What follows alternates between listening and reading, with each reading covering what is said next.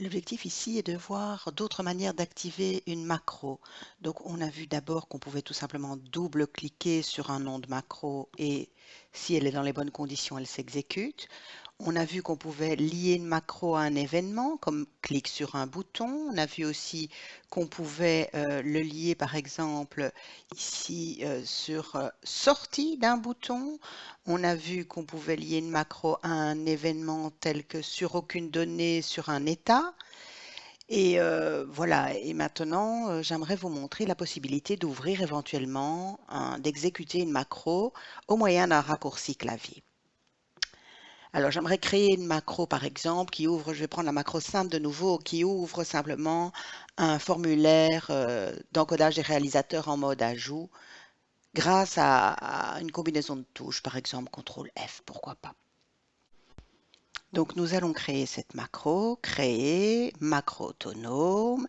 Alors, première contrainte, c'est une macro qui doit contenir toutes les sous-macros qui vont s'exécuter via un raccourci clavier. Donc, on a besoin de connaître évidemment les sous-macros, ça c'est première chose, ce qu'on a vu dans l'exercice précédent. Et deuxième contrainte, cette macro générale doit avoir un nom bien défini, et ce nom c'est AutoKeys. Donc, je vais l'enregistrer tout de suite. Je l'appelle AutoKeys. J'ai droit à une macro AutoKeys par base de données. Et c'est dans cette macro que je vais mettre toutes les macros qui s'exécutent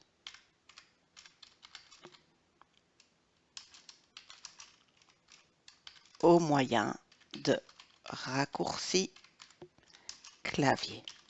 Voilà. Et la première sous-macro, hop, sous-macro, je pourrais aussi mettre un commentaire, etc. ici. Je vais passer cette partie-là.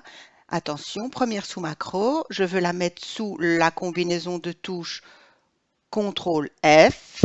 Donc, rappel des exercices précédents, on a vu comment définir les touches. Eh bien, quand on avait utilisé le envoi touche, pour le contrôle, c'était l'accent circonflexe. Donc, le nom de la macro doit être le raccourci clavier CTRL, accent circonflexe, plus le F.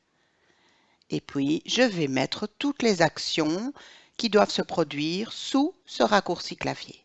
Et par exemple, ici, j'ai pris quelque chose de très simple, c'était ouvrir formulaire, le formulaire d'encodage des réalisateurs en mode ajout.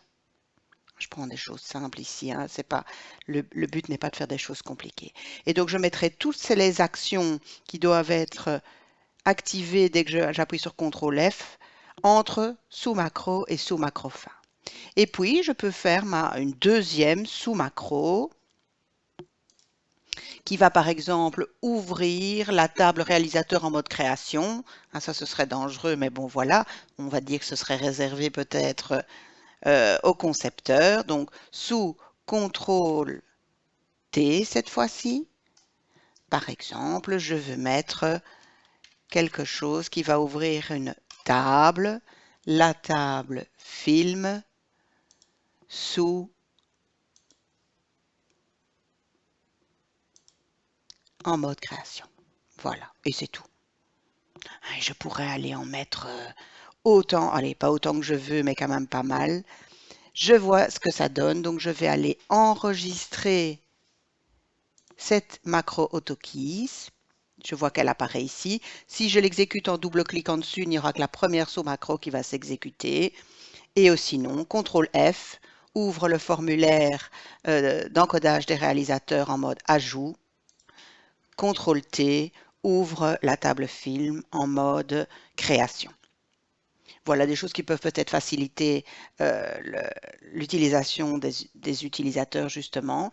Alors, à savoir que si vous mettez vous utilisez un raccourci clavier qui existe pour Windows et que vous mettez autre chose sous ce raccourci, eh bien, c'est votre définition qui va passer au-dessus. Si par exemple sous F1 qui est d'habitude LED, je mets un message débrouille-toi tout seul, ce sera débrouille-toi tout seul. Voilà.